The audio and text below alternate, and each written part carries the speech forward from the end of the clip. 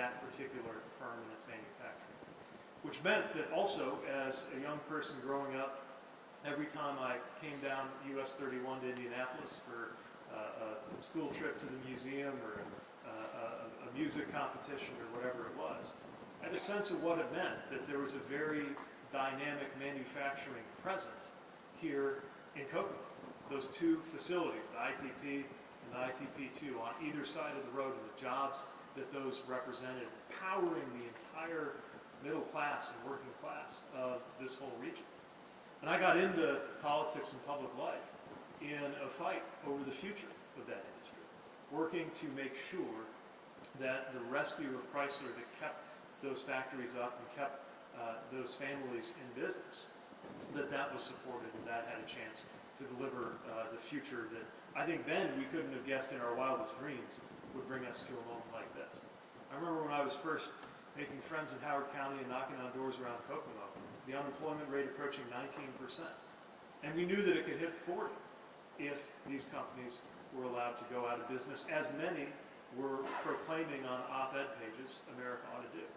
But instead, something different happened. I was just at the Kokomo electric plant, formerly the, or engine plant, formerly the ITP2. Last time I was in that building, it was to be a member of the audience as President Obama and Vice President Biden came to celebrate the turnaround and the comeback there. So it is thrilling, and I think a little bit poetic, for me to have the privilege of being here now on behalf of President Biden and Vice President Harris and this administration to celebrate the extraordinary work that's going on, the innovation, the job creation, the growth, and the opportunity that is at hand.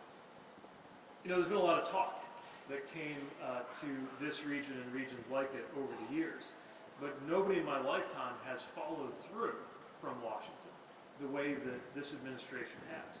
And the focus on American manufacturing, American-made products, and American workers has characterized this administration and delivered big results. Under President Biden and Vice President Harris, the U.S. has created nearly 800,000 manufacturing jobs, which is especially impressive when you consider that just under the previous administration, we lost manufacturing jobs and experienced a manufacturing recession. But what I've seen here is not just the volume of manufacturing, but the quality of it, the sophistication and the advancement, which is part of why the skills of our union workers and the skills being cultivated at an institution like Ivy Tech in partnership with our schools is so important. And it's great to see the jobs that are being created even before that facility is fully up and running with the good building trades jobs that are going to get that ready. Those jobs, and then of course the jobs that will be created at the facility itself, aren't just making batteries. They are making livelihoods. They represent presence under the tree. They represent education for kids. They represent cars and trucks in the driveway for so many families in this area.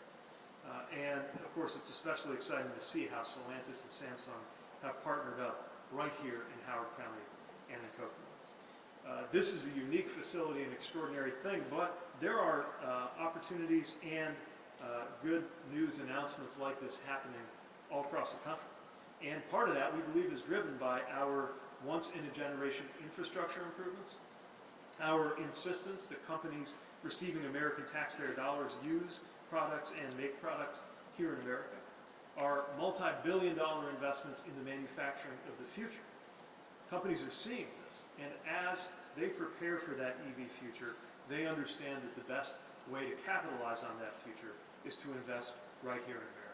So far, we count 400 new or expanded facilities since the start of this administration, processing materials, manufacturing batteries, and assembling EVs. And those facilities alone are projected to create about 140,000 jobs. And just last month, we announced over $1 billion in awards that will support 11 factories across 8 states going through transitions, including the other ITP here in Kokomo that's going to see new life and energy joining that EV economy. I'm also proud of how the workers and the companies investing here have broken the old false choice between doing the right thing for climate and creating jobs. This is what climate jobs look like. They are, some call them green-collar jobs. I think they're good old-fashioned blue-collar jobs but however you want to characterize them, they are the jobs of the future.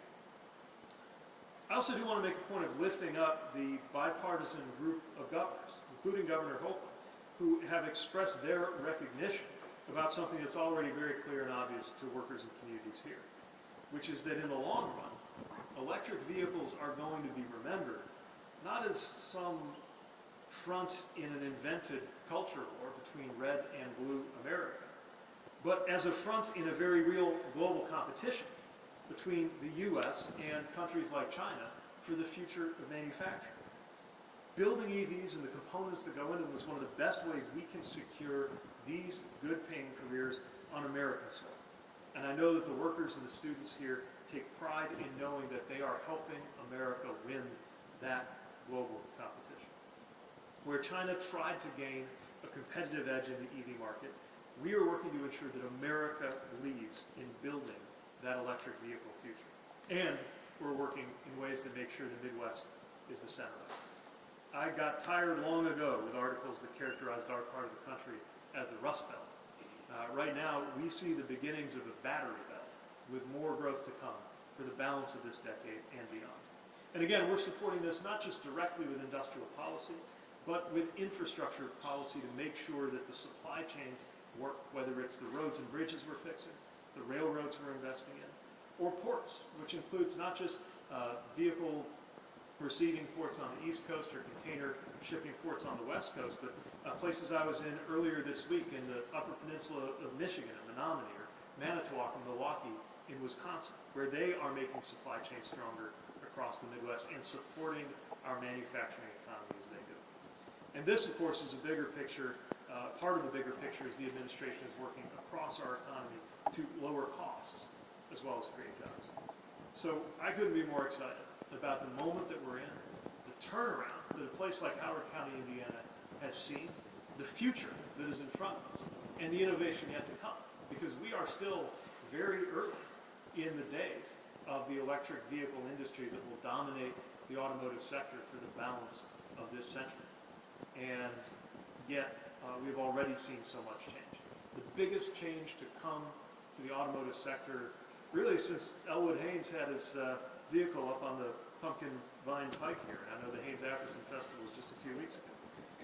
I wonder what they'll be thinking when we are 130 years from now.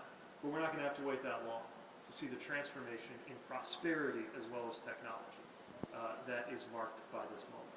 So I want to congratulate and thank everybody who was part of this moment, because this is what America's manufacturing comeback looks like. Thanks for the chance to join you and celebrate today. Keep up the good work.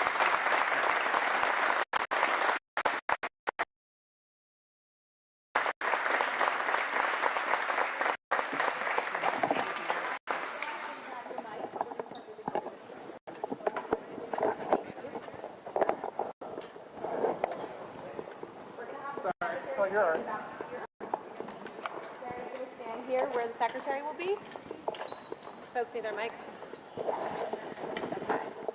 You can carry. Check. ID Tech Chancellor's going to stand next to me. I'm going to pretend I'm the secretary.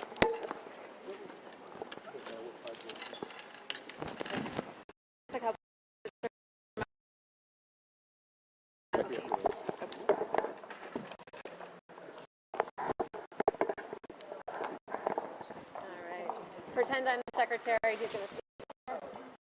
We'll give him a few minutes. We'll try to get to everybody's questions, but we do, again, reminder, he is not here to talk about campaigns or official capacity. And we have to start with the questions about the things that he saw today, the remarks he gave, et cetera. Anything that's off topic, please just save for the end. I think we'll start, if you wanted to go first, we'll work our way left. Okay. Yeah.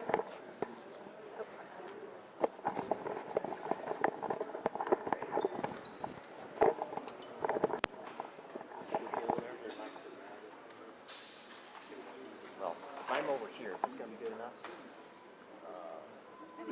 You want us to do a test? Test? Speaking. Sorry, I'm Is that good? All right. I know.